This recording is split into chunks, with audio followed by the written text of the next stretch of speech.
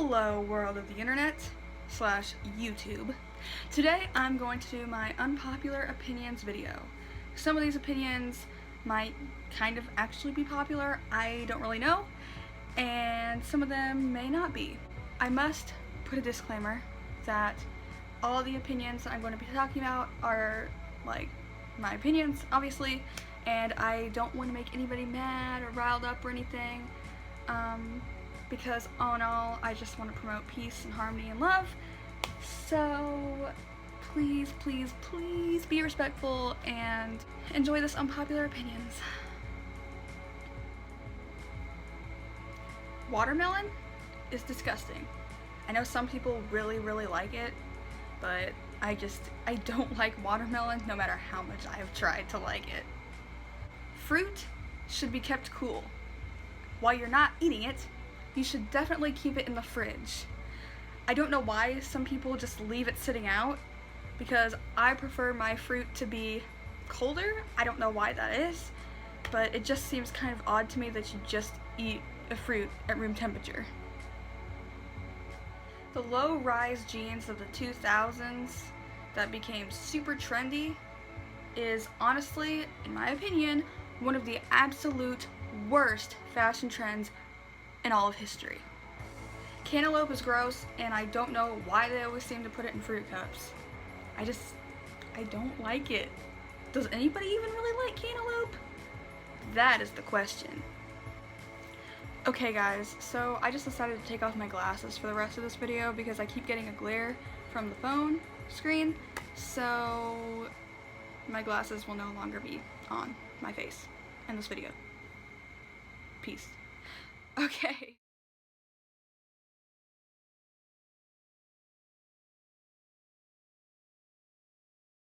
My next opinion is that physical punishment for children is wrong. Spanking your children, slapping them, hitting them, it's wrong, okay? I know some people will say that, oh, you know, just a little spanking, or if I don't leave bruises, it's fine. Or, oh, one slap or one thing will show them what we mean, you know? Well, that's kind of a problem because, frankly, it tends to lead to self-esteem issues in children as they get older. It tends to lead in trust issues between parent and child. It can lead to depression in children also as they get older, especially when they're like teenagers. It can also result in the child engaging in sneaky behavior or even lying because they don't want to get hurt. I don't think on any level it's okay. It's abuse, to be entirely honest with you. Hitting your child, spanking your child, leaving marks on your child, you know what that does? That sends the message to your child that hitting and that violence is okay. Is that really the message that you want to send to them? Especially like when they're going to school or when they're making friends? Or think of it like this. If you hit your child, okay, say you're a parent and you hit your child. You spank them for, I don't know, stealing 10 cookies out of a cookie jar when you said not to do that. And this is the 5th time they've done this in a row. After you've repeatedly said, don't steal cookies out of the cookie jar. So you decide to spank them. One, this repetitive behavior of sneaking the cookies out of the cookie jar is a hint of sneakiness, which is a sign of mistrust between parent and child, which is a point I just made. And also, it doesn't really give any results. There's really no positive results to punishing your child this way. In psychology, what we talk about is positive and negative reinforcement. An alternative to, say, spanking, which would be punishment, which is the, like, addition, I guess, of something, like, cruel or negative. Negative reinforcement would be taking away something that they don't like. So, for example, your kid keeps stealing cookies out of the cookie jar. This time, this is the 5th time they've done it, you're going to take their phone away. Or they're gaming privileges. They're not allowed to play their game for the rest of the day or a couple days. That sort of thing until they learn why. But you should also sit down and talk to them about why this is not okay. It's not an immediate, oh, well, you're in trouble, so you're going to get spanking by the belt. That doesn't send a good parenting message. All that shows is that you are trying to show your child that you have more power than them, that you are not equals, and therefore your child is not going to necessarily even see you as an authority figure. They're going to see you as a threat. I mean, it's wrong.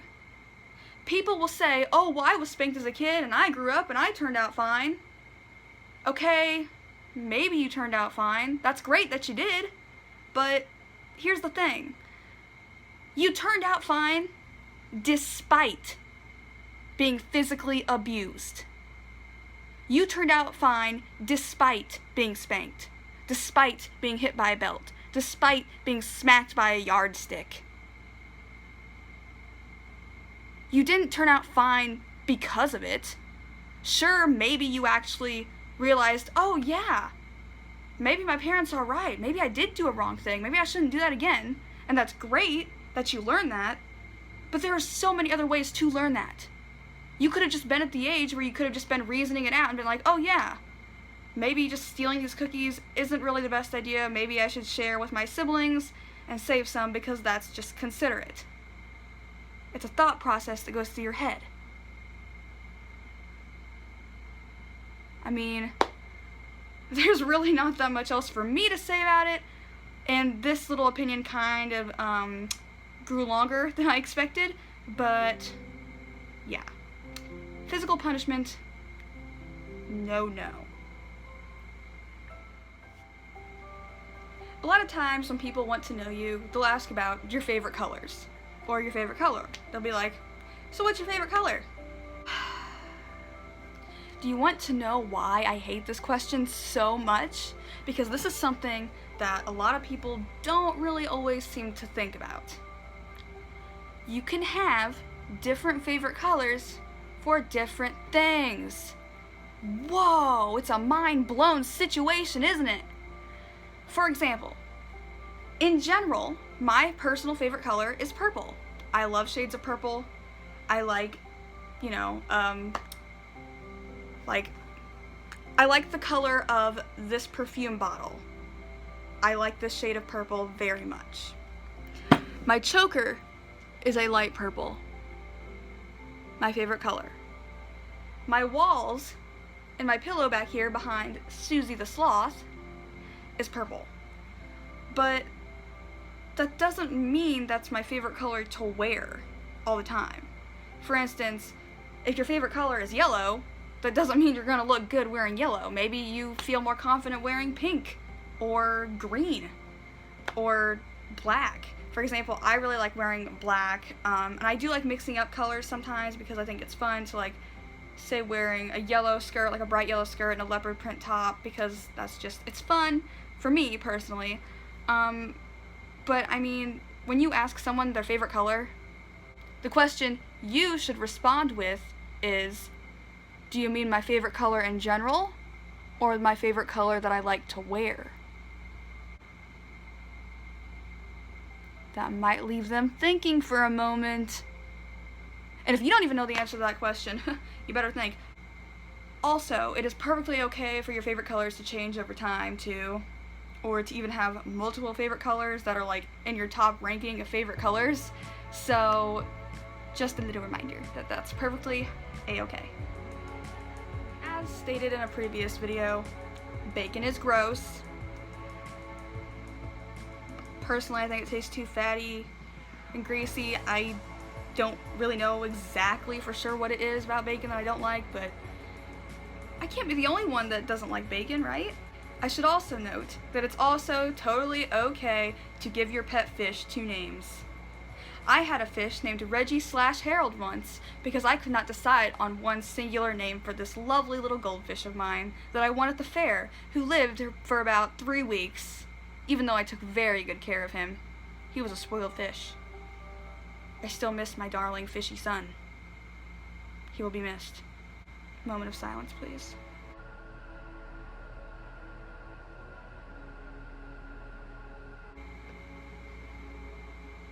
So this opinion might be kind of popular, maybe unpopular, and I don't want to offend anybody by talking about this, because I don't mean any harm, but here's the thing. There are multiple genders, and I know you hear people talking about, oh, well, there's 100 and something genders, her. And then you hear people like, no, there's only 2 genders because there's only 2 chromosomes. There's only XX and XY, which, if you've taken biology, you would know that's not always the case. There are cases of XXY, XYY, XXX, you know, just, it's not always XX or XY. Anyways, going beyond chromosomes, there are multiple genders. When people say that, they're like, no, there's not. There's men and there's women. Both have different genitalia. Okay. But here's the thing. You are confusing 2 different terms. While sometimes we use the terms sex and gender interchangeably, especially when you're like filling out forms, like official forms, sometimes the 2 kind of are used interchangeably.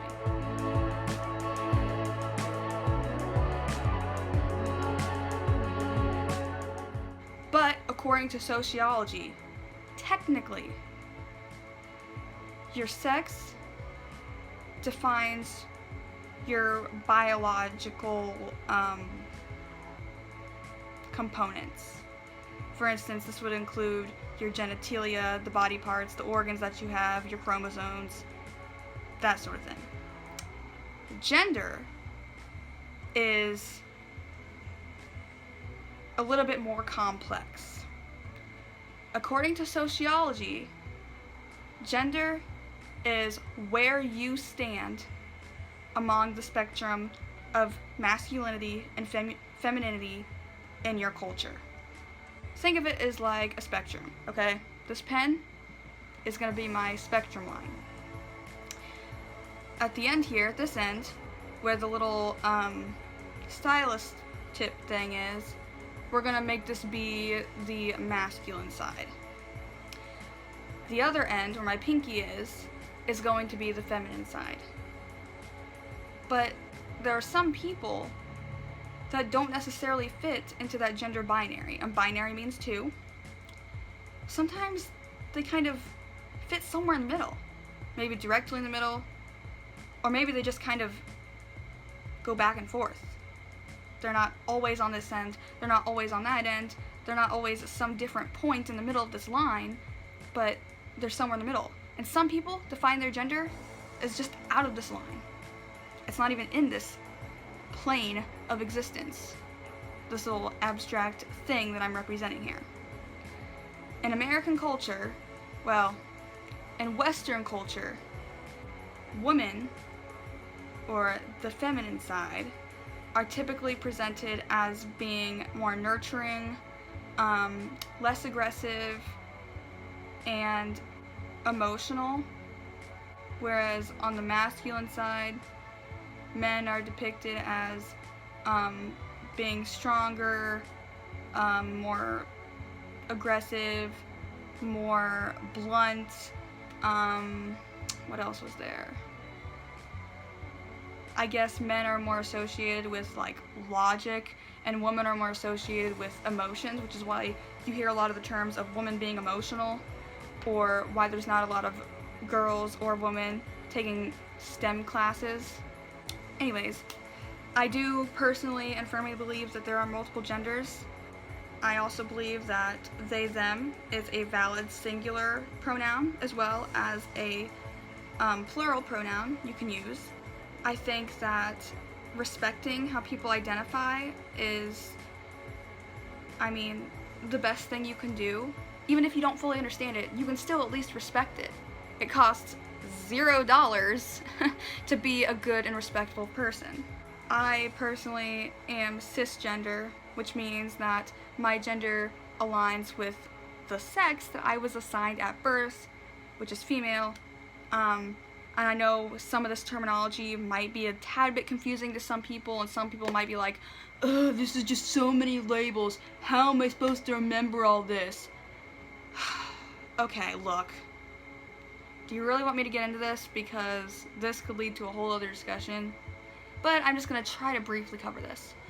Look, we can remember the thousands of names of different breeds of dogs. We can remember tons and tons of historical figures. We can remember different dates in history that mean different things. We can remember the names of a billion, well, not really a billion, but we can remember the names of so many countries. We can even remember the names for the different kinds of food that we eat.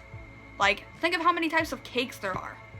Think of how many types of tacos there are. I mean, you could even make spaghetti tacos like they did in iCarly. I mean, it's really kind of incredible to think of how much the human brain can remember. And it just kind of baffles me sometimes when people will say, oh, but there's only 2 genders because it's too hard to remember all these.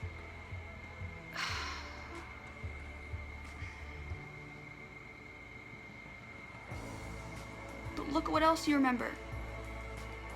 People who are like car fanatics can remember the names of tons of kinds of cars. Even the generation of car. You can name the types of book genres, of music genres.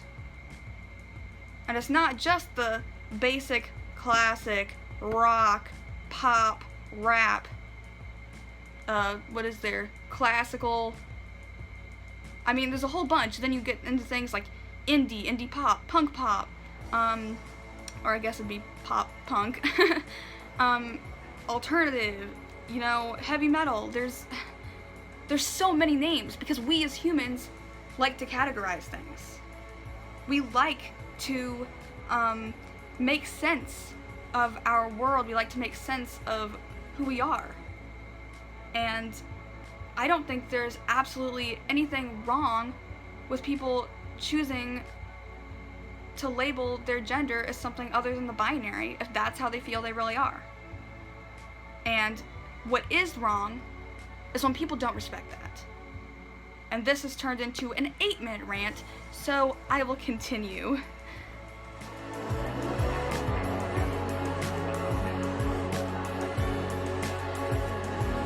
The key point I'm making here is please just be a respectful human being. So thank you everybody for watching my unpopular opinions video. I hope maybe you learned something, and I really truly hope that I didn't make anybody mad in the comments or anything, because I just really want to promote peace and harmony and love, as I said before, and I just want everybody to understand that it's great to be respectful human beings, and we should all try to make the world a better place one step at a time. Isn't that right, Susan the Sloth? You can't hear her, but she said yes. Thank you guys so much for watching.